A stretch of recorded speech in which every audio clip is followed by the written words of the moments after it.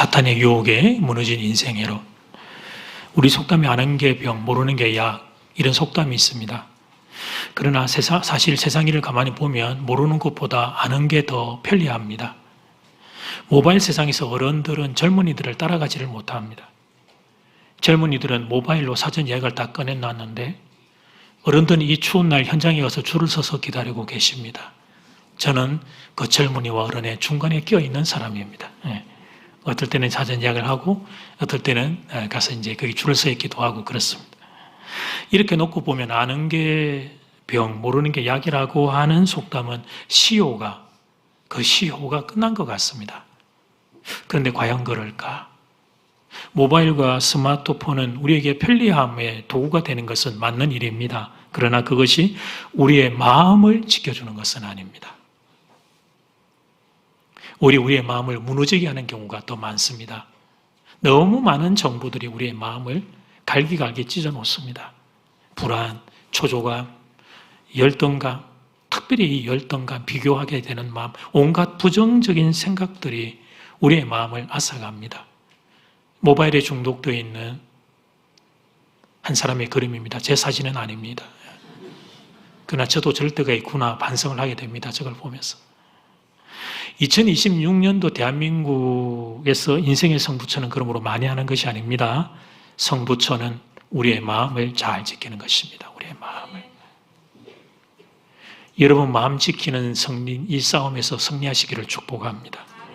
오늘 본문은 이런 시각으로 본문을 들여다보면 이 마음 아픈 본문이 이제 좀 내 이야기가 될 것입니다. 첫 번째는 헤롯을 좀 봅시다. 사탄의 유혹에 무너진 인생 헤롯. 본문은 마음이 아픈 내용입니다. 세례 요한의 죽음을 기록하고 있기 때문에 그렇습니다. 사실은 지금 시점이 아니고 이전에 있었던 것을 오늘 본문이 이제 끌고 와서 이야기를 하고 있습니다만 분봉왕 헤롯이 동생의 아내 헤로디아를 가로채어서 자기 아내로 삼아버렸습니다. 이것은 종교적인 차원에서만이 아니라 사람된 도리로도 있을 수 없는 일이었습니다. 권력을 사용해서 동생의 아내를 취한다. 이것은 사람이 할 행동은 아니었습니다. 이에 대해서 세례 요한이 그것은 잘못입니다라고 선언을 했습니다.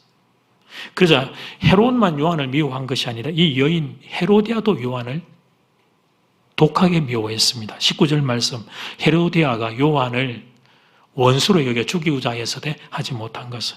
그러니까 이 여인 헤로데가 더 무서운 여인이었습니다. 마치 그 아왕의 왕비 이세벨과 같은 여인이었어요. 왕비가 되고 싶었던 거예요. 그래서 이제 왕비가 되었는데 그걸 자꾸 타치하니까 기분이 나빠서 요한을 죽이려고 했습니다. 기회를 노리고 있다가 천금과 같은 찬스를 잡았습니다.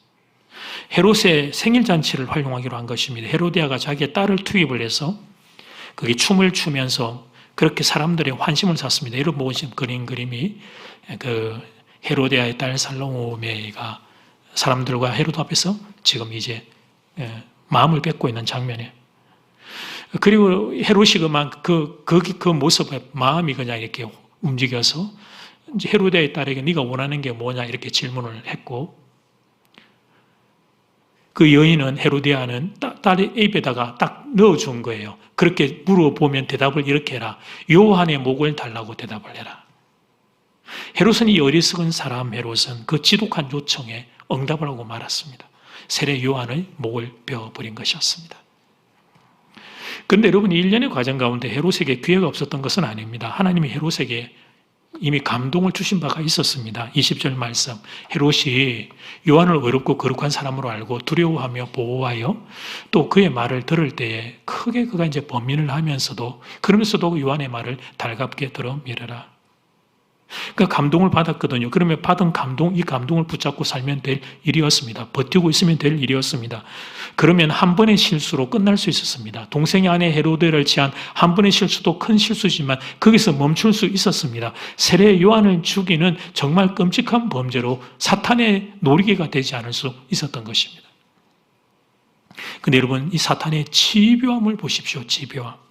한 번 찬스를 잡았다 싶으면 사탄은 멈추지를 않습니다. 반복해서 그 약점을 공략합니다. 헤롯은 권력욕이 강한 사람이었습니다. 출세, 사람들의 인정과 인기에 목말라던 사람이었어요. 그래서 자신의 권력을 유지하기 위해서 그가 다스리고 있던 땅의 그 주민들, 백성들, 사람들의 눈치를 참 지독하게 보던 그런 사람이었습니다. 그래서 이 헤로디아의 딸이 요한의 목을 요구했을 때 그도 일단은 근심을 했습니다. 영적인 기능이, 심령이 그가 작동을 하고 있었으니까. 그러나 결국은 사람들의 눈치를 보고 그 요청을 수락하고 만 것입니다. 26절 말씀, 왕이 심히 근심하나 자기가 맹세한 것과 그 앉은 자들로 인하여 그를 헤로디아의 딸의 요청을 거절할 수가 없는지라. 자신의 명예, 사람들의 인기, 권력의 유지, 이것이 헤롯의 약점이었던 것입니다. 사탄은 이 약점을 파고들어서 결국은 세례 요한을 죽이는 큰 죄를 짓게 만들었던 것입니다. 구약의 사사 중에 삼손은 사사 가운데 가장 강력한 사사였습니다. 하나님은 삼손에게 나실인의 축복을 주셨습니다. 그래서 파워, 하나님의 영적인 능력과 육체적인 파워를 삼손에게 부여하셨습니다. 그래서 삼손은 소위 기적이라고 불리워지는 놀라운 사건들을 여러 번 일으켜내왔습니다. 여러분, 오죽하면 그의 힘을 추앙해서, 여러분, 이 여행 가방 중에 유명한 가방 샘소나이트가 여러분 나올 정도겠어요. 삼손은 그만큼 힘의 상징이에요. 그런데 그렇게 강력했던 삼손이 비참한 지경에 떨어지게 되었습니다. 두 눈이 다 뽑혀버리고 그가 짐승처럼 끌려다니게 되었습니다. 이유는 여자였습니다. 여자의 유혹에 그만 무너지고 말았던 것입니다. 삼손을 무너뜨린 여인의 정체를 소래골짜기에 사는 들릴라, 우리말로 들릴라, 영어로 하면 이제 데릴라 이렇게 불려지는, 여러분 한번 관련 그림, 삼손과 데릴라라고 하는 그림인데요. 그러나 여러분, 들릴라가 처음이 아니었습니다. 그 이전에 이미 다른 여인 때문에 뼈아픈 경험을 이 삼손이라는 이 사람이 과거에 한 적이 있습니다. 크게 대었던 적이 있습니다. 여자에 대해서. 그런데 그렇게 뼈아픈 경험을 하고서도 삼손은 결국 이 여인 들릴라에게 자신의 영혼을 팔아버리고 말았습니다. 사탄의 집요함입니다. 사탄은 한번 약점을 딱 캐치하면 끝까지 집요하게 그것을 파고들어 공격합니다. 뚫어져라고 이 사실을 쳐다봐야 합니다. 기도원이 당했던 유혹, 헤롯이 당했던 유혹, 이 유혹이 지금 내게도 벌어지고 있다는 것을 눈치챌 수 있어야 하는 것입니다. 20절 말씀을 제가 말씀을 준비하며 읽고 또 읽으면서 제가 가슴이 너무 아팠어요. 너무 억울하고 속상한 거예요. 그러니까 여러분이 이 사람 헤롯이 성령의 감동을 받은 거예요. 근데 성령의 감동을 받고도 이 사람이 무너졌다는 사실이 너무 억울한 거예요. 헤롯이 요한을 의롭고 거룩한 사람으로 알았습니다. 요한의 말을 들으면서 그가 범인을 하면서도 이거 어떻게 해야 되나 그러면서도 그 말씀을 달갑게 들었죠. 그러니까 쉽게 우리가 일반적인 편을 놓고 보면 성령의 감동을 그가 받은 것입니다. 그러면 그 성령의 감동을 좀 끝까지 지키지. 성령의 감동, 그 귀한 감동을 그가 받았다면 은혜가 그에게 임한 것이었는데 마지막까지 좀 그 감동을 지키지. 이 바보 같은 사람, 이 어리석은 사람, 이 안타까운 인생을 어떻게 하면 좋을지. 이 대목에서 한 선배 목사님의 말씀한 그 구절이 기억이 났어요. 자막으로 보면 말씀을 많이 아는 것이 믿음이 아닙니다. 말씀 앞에서 결단하는 것이 믿음입니다. 헤롯은 말씀을 들었습니다. 그러나 회개하지 않았습니다. 헤롯은 말씀을 들었습니다. 그러나 순종하지 않았습니다. 여기서 우리는 중요한 교훈을 배우게 됩니다. 말씀을 듣는 것 물론 귀한데 그것만으로 충분하지 않다는 거예요. 말씀을 들었다면 지켜야 합니다. 말씀을 안다면 순종해야 합니다. 거기까지 가야 합니다. 그래야 사탄의 종 노릇을 펴할 수 있는 것입니다. 헤롯을 통해 반면교사 삼기를 원합니다. 말씀을 듣는 데서 끝나는 것이 아니라 말씀 지키는 사람 되기를 축복합니다. 말씀을 아는 데서 끝나는 것이 아니라 말씀 순종하는 사람 되기를 축복합니다. 그래서 헤롯처럼 비참한 인생이 아무도 없기를 바랍니다. 헤롯처럼 사탄의 종로로 되는 인생이 아무도 없기를 바랍니다. 여러분 모두 사탄의 유혹을 이겨내는 십자가 군병 승리자 되시기를 주의 이름으로 축복합니다. 이제 두 번째 비결, 사탄의 유혹을 이기는 비결, 제목 같이 시작.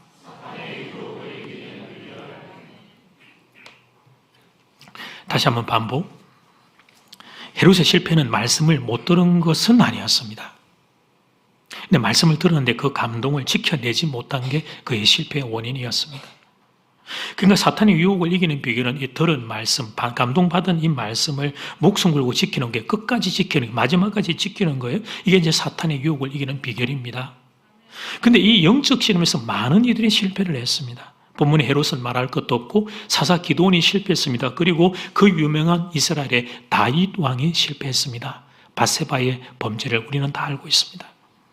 그만큼 사탄의 유혹은 치명적입니다.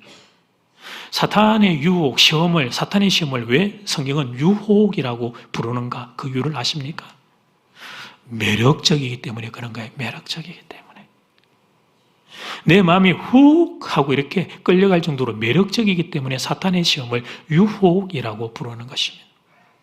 사탄의 이 시험과 관련해 많은 성도들이 가지고 있는 오해와 착각 두 가지가 있습니다. 첫 번째는 사탄이 지금 우리를 유혹하고 있다는 이 사탄의 유혹의 영적인 실체를 인지하지 못하는 거예요. 아무 생각 없이 사는 거예요. 영적인 세계에 대해 눈이 닫혀 있어요. 영적인 감각이 마비되어 가지고 사탄이 지금 나를 유혹하고 내가 사탄의 그 종노릇을 하는 말을 하고 있고 행동을 지금 하고 있는데 깜짝 놀라야 되는데 야 이거 내 지금 사탄의 이 노림수에 끌려다니는구나 깨달아야 되는데 그런 인지하는 영적인 인지 능력이 꽝 제로로 막혀 있다는 거예요. 두 번째는 이 인지 능력은 발동이 돼요. 영적인 세계가 있는 거 사탄의 존재도 알아요. 그런데 사탄을 우습게 생각하는 것입니다. 자신은 사탄의 유혹을 능히 감당할 수 있다고 생각하는 거예요. 그래서 자기는 사탄이 딱 오면 유혹하면 자기는 영적으로 실력이 있기 때문에 한눈에 딱 이렇게 분별할 줄 안다는 거예요. 이런 사람들이 생각하는 사탄의 이미지 하나를 여러분에게 소개합니다. 머리에 불 달리고 더러운 삼각 팬티 입고 창을 들고 있는 사탄을 이렇게 생각해요. 여러분 사탄이 얼마나 교묘하냐면 일단은 자기를 숨겨요. 사탄의 존재가 없는 것처럼 우리를 작업을 해요. 그러나 우리가 영적으로 깨어나서 사탄의 존재를 딱 분별하기 시작하면 그때부터 사탄은 여러분 조금 전에 보고 피식 웃은 것처럼 희화화시킵니다. 자기 자신을 사탄이 아주 우습게 만들어가지고 그거 별거 아닌 것처럼 우리가 주목할 필요 없는 것처럼 그렇게 여러분 사탄은 우리를 교묘하게 속이는 거예요. 사탄은 여러분 좀 전에 보셨던 그림처럼 그렇게 오지 않습니다. 저렇게 살짝 불쾌하게 귀여운 모습 그렇게 오지 않아요. 사탄은 여러분이 제일 좋아하는 모습으로 오는 것입니다. 돈을 좋아하는 사람에게는 돈으로, 여자를 좋아하는 사람에게는 여자로, 명예를 좋아하는 사람에게는 명예로, 쇼핑을 좋아하는 사람에게는 명품으로 여러분이 가장 사모하는 모습으로 찾아오는 거예요. 그게 사탄의 유혹입니다. 그게 사탄의 유혹입니다. 헤롯에게는 명예와 권력이었죠. 이 난제를 어떻게 해결하면 좋을까 기도하다가 예수님이 떠올랐습니다. 우리의 영원한 스승은 예수님이시니까 그 예수님에게 제가 좀 비결을 배우고 싶었습니다. 마태복음 4장 1절에서 11절을 보면 예수님이 사탄에게 시험 받는 모습이 기록되어 있습니다. 사실 넌센스입니다. 아니 도대체 누가 누구를 시험한다는 말입니까? 사탄이 어디 감히 예수님을 시험할 수 있다는 말이에요. 그런데 예수님은 삶의 모든 영역에서 우리의 본이 되어주신 겁니다. 우리의 본이. 그래서 시험 받으실 이유가 하나도 없는 예수님이 우리들 앞서 시험을 받아주신 거예요. 광야 같은 세상에서 사탄이 시험을 받아야 될 우리에게 먼저 주님이 시험을 받으심으로 우리가 어떤 것들을 겪게 될 건지를 보여주신 거죠. 그리고 그 시험을 이기는 비결도 가르쳐 주신 거예요. 비결도. 3가지 시험을 받으셨습니다. 그 중에 첫 번째는 건너뛰고 두 번째, 세 번째를 묵상할 것입니다. 늘 첫 번째만 우리는 다루니까 돌떡덩이 되는 그 이야기만 생각하니까 두 번째, 세 번째를 생각해 봅시다. 두 번째 받은 시험이 뭡니까? 네, 그렇죠. 우리는 이제 대부분 그래요. 첫째는 아는데 두 번째, 세 번째는 잘 몰라. 성경을 그렇게 읽어도. 성전에서 뛰어내리면 하나님이 천사를 보냐 네 발을 받들어 안전하게 지켜줄 것이라고 하는 유혹이었어.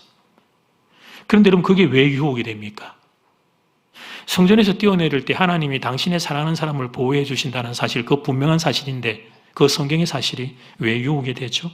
핵심은 이거예요. 하나님이 원하시는 방법으로 당신의 뜻을 이루어 가실 겁니다. 그런데 사탄은 지금 뭐라고 하냐면 사탄이 제안하는 방식으로 하나님의 뜻을 이루라고 유혹한 것입니다.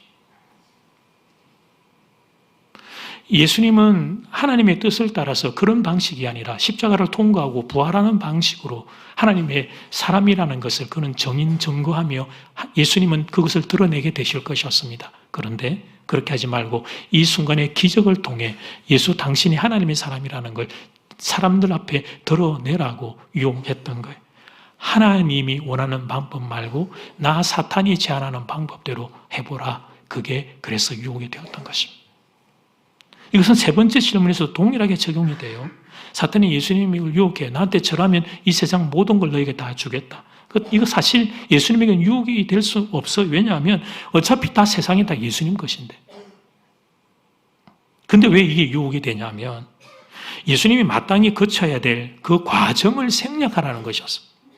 십자가의 수모와 고통을 건너뛰라는 것이에요. 십자가 없이 세상을 가질 수 있는 길이 있는데 왜 너는 그 길을 안 가냐는 거예요. 힘든 길 가지 말고 십자가의 길 가지 말고 그냥 지금 너 나에게 절하면 이 세상 너에게 주겠다. 그렇게 말했던 거예요.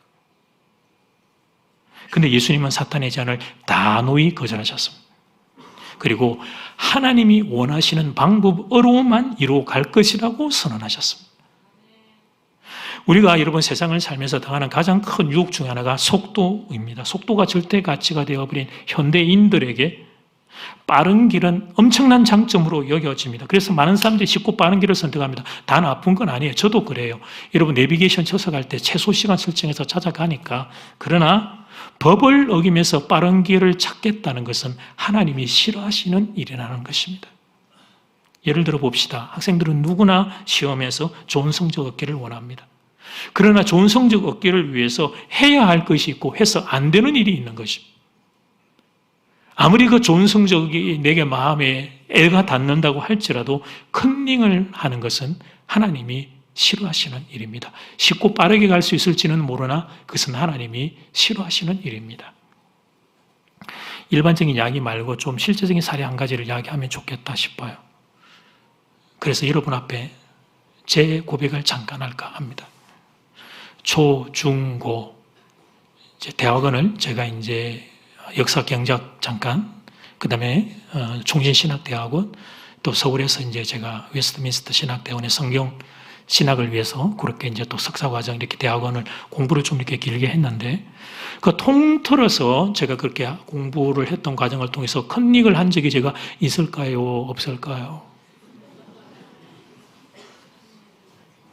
잘 생각하고 대답해야 설교의 길이가 이제 여러분들 없다고 권사님이 말씀해 주셔서 복 받으시고 그래서 고백을 합니다. 제 인생에 딱 한 번 있었는데 대학 때였어요. 제가 과목은 정확하게 기억이 잘 안 나고요. 저희 전공 과목이었는데요. 이 교수님이 그냥 그 학점을 많이 주기로 잘 주기로 소문난, 그래서 우리들 사이에서 이 과목은 꼭 들어라 선배들이 그렇게 이야기했던. 그래서 70명, 80명이 같이 그때 이제 상대평가가 아니고 절대평가 아니고 대부분 다 A, B를 다 받는다 막 그랬던 과목이었어. 이제 시험을 치는데 앉아있는데 보니까 제가 이제 뒤쪽에 앉아서 이제 딱 시험을 치는데 앉아있는 학생들이 딱 앉자마자 책을 딱 펴놓고 이렇게 막 쓰는 거예요. 오픈북 테스트가 아닌데 그런데 그러고 있는 거예요. 교수님이 그냥 좀 그런 분이셨습니다. 학생들에게 그냥 학점을 그냥 편하게 좋게 주기 위해서 그냥 그런 것들을 눈 감고 모른 척 하셨던 거예요. 여러분 제가 그때 그리스도인 안종대 청년, 제가 20대 초반에 제가 처음에 책 안 보고 혼자서 열심히 답지를 썼습니다. 열심히 써가는데 주위를 보니까 전부 다 꺼내놓고 쓰는 거예요. 그러니까 나중에는 제게 어떤 불안감이 왔냐면 나 혼자 시 받겠다 이러다가 정말 왜냐하면 여러분 제가 공부에는 제가 좀 선한 욕심이 있거든요. 선한 욕심이 있어요. 그러니까 그거에는 지기 싫은 마음이 있는 거예요. 그러니까 막 열심히 기억해가지고 쓰지만 여러분 열심히 기억해서 쓰는 게 더 낫겠어요? 책 보고 그대로 쓰는 게 더 낫겠어요? 그래서 나중에 이렇게 제가 외운 걸 가지고 적어 나가다가 이렇게 몇 개 이렇게 잘 기억이 안 나는 포인트들이 있잖아요. 그 단어들을 좀 쓰고 싶은데 생각이 안 나가지고 막 살짝 책을 보았습니다. 살짝. 지금 눈치를 보아하니까 좀 실망하시는 그런 분위기가 많이 있는데 20대 초반에 청년 딱 한 번 그것도 살짝 제가 그랬던 적이 있습니다. 사탄은 늘 그렇듯이 우리를 유혹합니다. 쉽고 빠른 길이 있는데 선택해라. 다른 사람들 다 그렇게 하는데 바보야. 왜 너만 안 해? 너만 안 하면 손해인데 너는 왜 그렇게 바보같이 어리석게 자꾸 살려고 그러냐? 사탄은 그렇게 끊임없이 우리의 삶의 구체적인 현장에서 우리를 유혹합니다. 예를 들어 거짓말 좀 하면 어때? 거짓말을 해서라도 돈을 많이 벌면 되고, 거짓말을 해서라도 네가 원하는 걸 얻으면 되고 권력을 얻으면 되지. 그게 뭐 대수라고 그런 것들을 가지고 자꾸만 너는 그렇게 바보같이 살고 있냐? 사탄은 그렇게 우리를 유혹합니다. 그러나 여러분, 그것은 하나님이 원하시는 방법이 아닌 것입니다. 하나님의 사람들은 하나님의 방법대로 경주를 하고 싶은 것입니다. 쉽고 빠른 길의 유혹이 우리에게 있지만 우리가 마땅히 가야 할 길은 그 길이 아니라는 걸 우리는 아는 것입니다. 예수님께서 이 사탄에게 시험 받으신 장면, 그 시험을 이기신 그 비결을 여러분, 그래서 우리는 그동안 이제 이렇게 배워왔죠. 예수님은 말씀으로 이 사탄의 시험을 이겼다. 우리가 그 깨달음은 우리 안에 다 있어요. 말씀으로 사탄의 시험을 이겼다. 맞는데, 그런데 좀 수정 보완해야 될 필요가 있어요. 그러니까 이 정도만 우리가 알고 피상적으로만 아니까 우리 인생에 오는 이 사탄의 유혹을 그동안 우리가 이렇게 잘 받아내지 못하고 다 쓰러지고 그랬던 거예요. 어떻게 수정 보완해야 되냐면, 예수님은 단지 말씀의 정신만으로 이긴 게 아니고 방법과 시간까지도 말씀의 가르침을 따라 살아내셨던 겁니다. 방법과 시간까지도. 여러분, 사탄이 예수님을 유혹하는데 이게 왜 어려웠냐면 말씀을 들고 와서 유혹을 한 거예요. 구약의 말씀을 들고 와서 유혹을 하니 이게 얼마나 분별하기가 어렵겠어요. 근데 예수님은 그걸 유혹을 들으면서 말씀의 정신, 방향성뿐 아니라 그 방법과 시간까지도 주목하셨습니다. 저 방법이 하나님이 원하시는 걸까? 저 시간이 하나님이 원하시는 걸까? 아니구나. 지금 사탄이 말하는, 저 녀석이 말하는 방법과 시간은 하나님이 원하시는 게 아니구나. 그리고 사탄의 유혹을 이겨내셨던 것입니다. 사랑하는 여러분, 어떤 세상이 살기 좋은 세상일까? 그렇습니다. 성경의 가치관이 흐르는 세상이 살기 좋은 세상입니다. 정직과 성실이 기준이 되는 세상. 열심히 정직하게 땀 흘리는 사람이 잘 살 수 있는 세상. 그게 정상사회며 살기 좋은 세상이며 저는 대한민국이 그런 나라, 그런 땅이 되기를 소원합니다. 그런데 만약에 정반대로 이런 사회가 있다고 한번 가정을 해봅시다. 돈만 많이 벌면 되는 거예요, 가치가. 방법은 무엇이 되어도 상관없고 시간과 속도도 상관이 없고, 그래서 선한 사람이라고 하는 것이 그 사회에서는 누가 선한 사람이냐면 도덕적인 가치를 지키고 뭐 정직하고 이런 게 아니고 그 사회에서는 돈 많이 버는 사람이 선한 사람이라고 하는 그 가치가 자리를 하고 있어요. 그러니까 그 세상에서는 선의 기준이 뭐냐면 성경 말씀대로 사느냐, 정직하냐, 그런 게 아니고 돈이 있냐 없냐, 그것 가지고 이제 선의 기준이 좌우가 되는 거예요. 거짓과 술수가 판을 치게 됩니다. 힘을 가지고 있는 이들이 온갖 편법으로 자신의 이권을 챙겨갑니다. 그걸 바라보는 국민들은, 힘이 없어서 그걸 못하는 국민들은 이 가슴으로 붕괴해야 될 텐데 그게 아니라 나도 그렇게 하지 못하는 것들 때문에 오히려 이 안달을 한다. 이런 세상이 있다면 이런 세상을 과연 잘 사는 세상이라고 말할 수 있을까? 완전히 사탄의 종노릇하고 있는 세상인데, 안타깝게도 우리가 살고 있는 지금 대한민국이 이런 세상 아니라고 항변할 수 없는 그런 안타까움 가운데 우리가 들어와 있는 거예요. 그래서 이 땅에서 성도로 여러분이 사시는 게 만만치가 않은 것입니다. 그래서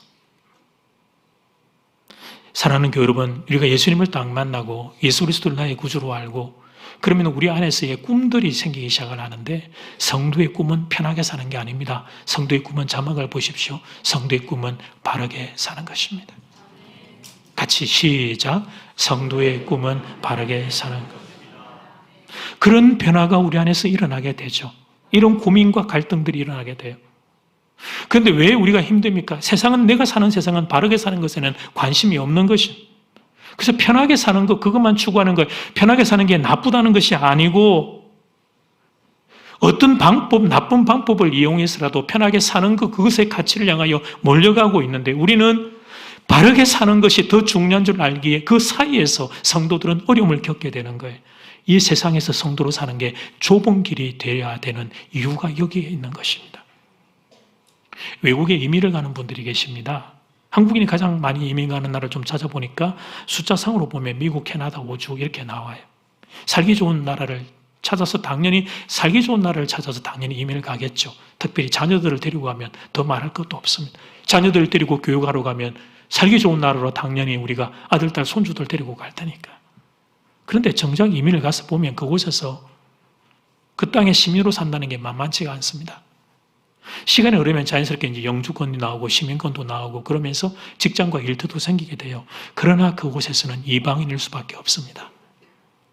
나의 정체성은 한국인이기 때문에 그렇습니다. 그래서 자녀들 교육 때문에 건너갔다가 자녀들이 이제 대학교 가고 졸업하고 직장 가지게 되면 노년의 아버지, 어머니는 역이민의 한국으로 돌아오고 하는 이유가 바로 거기에 있어요. 제가 이 이야기를 왜 들려드리냐면 사랑하는 여러분, 성도의 시민권은 하늘나라에 있는 것입니다. 물론 우리가 아직 이 땅에 살고 있지만 그러나 성도는 하늘나라 시민입니다. 몸은 이 땅에서 우리가 살고 있지만 우리의 정신과 우리의 생각과 우리의 영혼은 하늘나라에 우리는 자꾸 영향을 받게 돼요. 그래서 여러분 이 땅에서 사는 성도를 향하여 뭐라고 부르냐면 여러분을 순례자 그렇게 부르는 거예요. 순례자. 이 땅에서 영원히 살 사람들이 아니라 이 땅을 통과하여 본향인 하늘나라로 가게 될 그때까지 순례의 길을 걸어가고 있는 순례자인 신분이 여러분의 신분인 것입니다. 사는 이유가 다를 수밖에 없습니다. 시민권이 다르니까. 가치관과 세계관이 다를 수밖에 없어. 삶의 방식이 다를 수밖에 없어. 우리는 하늘나라 시민이기 때문입니다. 아니 더 정확하게 표현하자면 달라야 함. 세상 사람과 달라야 함. 그래야 정상입니다. 이 악한 세상에서 살면서 목사님 나는 이 세상에 사는데 그리스도로 사는 게 불편한 게 하나도 없습니다. 죄송하지만 그 성도는 성도로서 제대로 살지 못하고 있는 것입니다. 그동안 이런 고민을 한 교우들이 계실 겁니다. 나는 세상에서 사는 게 왜 이렇게 좀 불편할까? 나는 왜 다른 사람들처럼 대충 그냥 나쁜 짓도 좀 하면서 이렇게 왜 못 살까? 나는 이렇게 왜 내 친구들하고 같이 이렇게 죄 짓는 현장과 순간이 왔을 때 그 친구들은 막 쉽게 마음 편하게 죄도 짓고 막 그러는데 나는 그거 하려고 그러면 마음이 불편하고 마음이 떨리고 그러는 것일까? 나는 왜 이렇게 좀 불편할까 세상에서? 혹시 이런 고민한 분들이 계신다면 답을 같이 드리겠습니다. 여러분이 하늘나라 시민이어서 그런 것입니다. 여러분이 착하고 신실한 성도기 때문에 그런 일이 일어나는 것입니다. 여러분의 내주하시는 성령이 주시는 감동에 여러분이 무시하지 않고 그 감동에 영적으로 캐치하고 반응하고 여러분의 영혼이 살아있기 때문에 그런 고민과 갈등이 일어나는 것입니다. 오늘 말씀이 그 교우들에게 하늘의 위로가 되기를 축복합니다. 결론입니다. 한 회사를 운영하는 젊은 집사님 부부와 대화가 생각납니다. 우연히 잠깐 그 집사님 부부하고 제가 잠깐 좀 만나서 어느 장소에 저도 볼일을 보러 가고 이 볼일 보러 왔다가 잠깐 만나 대화를 나누었어요. 자신이 이제 개발한 제품인데 이 제품이 사람을 살리는 곳에만 좀 사용되면 좋겠다는 소원을 이야기를 하는 거예요. 그 제품이 사람을 아프게 하거나 사람을 다치게 하는 곳에 자신의 제품이 사용되지 않으면 좋겠다는 고백을 목사님 좀 기도 부탁한다는 거예요. 근데 여러분 사실 그 제품이 어느 쪽으로든지 간에 루트가 많이 생겨야 사업체가 잘 되는 거 아니겠어요? 이쪽으로도 좀 많이 나가고 그래야 이쪽이 오히려 더 판로가 많아 보이는데 그쪽으로 제품이 쓰이면 사업체가 더 커질 수 있을 거예요. 사실 저는 그 교우들 앞에서 이야기를 안 했지만 제 마음으로는 저는 하나님이 보시기에 저는 좀 빵점일 거예요. 왜냐하면 저는 교우의 사업체가 잘 되는 게 더 좋겠더라고 제 마음에. 이 젊은 가정의 사업체가 잘 되면 좋겠다. 어느 쪽이 좀 어떻나 이런 마음이 들었어요. 왜냐하면 다이너마이트 같은 경우가 있잖아요. 여러분 선한 목적으로 썼지만 나쁜 놈들이 잘못 써서 그렇지. 그러니까 집사님의 제품 그게 어떤 쪽으로 사용되더라도 좀 사업체가 좀 더 번창하면 좋겠다. 제 마음에는 그런 생각이 있었어요. 그래서 사랑하는 여러분 그 뒤에 그래서 그 결과가 어떻게 되었느냐 사실 그거 중요한 건 아니고요. 어디에 포인트를 둬야 되냐면 젊은 부부가 이런 생각을 한다는 게 제가 너무 자랑스러웠던 거예요. 야, 이렇게 악한 세상에서 이렇게 신실한 성도가 내 교우구나. 하나님 앞에서 자기가 이런 고민을 한다는 것. 어떻게 하면 내가 돈을 더 많이 벌까? 이거 생각하는 게 사업자의 리더로서의 그의 생각이어야 할 텐데. 이게 하나님이면 어떻게 생각하실지 이런 고민을 한다는 것, 이런 기도를 한다는 게 너무 귀한 일이었어. 너무 고맙고 감사한 일이었어. 예수님이 성도들을 이제 축복하시면서 부탁하신 말씀 하나를 소개할 거예요. 이 세상이 얼마나 악한 줄 알고, 그래서 이 세상에서 성도들이 살아가는 게 얼마나 벅차고 정말 눈물 나는 길인지 아는데, 그런데 그 성도들, 그 힘든 성도들을 향하여 주님이 부탁하며 축복하신 내용이 있어요. 마태복음 5장을 보면 이런 말씀이 나와요. 마태복음 5장 13절 상반절 말씀. 너희는 세상의 소금이니 소금이 만일 그 맛을 잃으면 무엇으로 그 세상을 짜게 하리요. 우리가 세상에서 이 성도의 역할을 우리가 잘 감당 못하면 세상은 부패, 썩어 죽음으로 가게 된다는 것입니다. 한 걸음 더 나가서 예수님은 이렇게까지 여러분에게 부탁하시면서 축복하시면서 여러분을 여러분의 세상으로 파송을 하셨어요. 너희는 세상의 빛이다. 이걸 잘 기억해라. 어둠을 밝히는 빛으로 내가 너희를 파송한다. 주님이 그렇게 말씀하셨어요. 마태복음 5장 16절 말씀 같이 시작. 이같이 너희 빛이 사람 앞에 비치게 하여 그들로 너희 착한 행실을 보고 하늘에 계신 너희 아버지께 영광을 돌리게 하라. 여러분의 착한 행실을 보고 하나님께 영광을 돌린다. 그들이 정신을 차리고 악에서 선으로 돌아오게 하는 어둠을 밝히는 빛과 같은 인생, 하나님은 여러분을 세상에 그렇게 파송하신 것입니다. 여러분은 세상의 소금입니다. 여러분은 세상의 빛입니다. 여러분 때문에 정말 여러분 때문에 이 세상이 그나마 이 정도라도 유지되고 있는 거예요. 도덕의 개념이 무너진 세상에서 그 도덕을 붙잡고 사는 여러분이 있기 때문에 이 사회가 그나마 유지되는 거예요. 그러므로 부탁합니다. 성도의 이 영광의 자리를 잘 지켜주시기를 부탁합니다.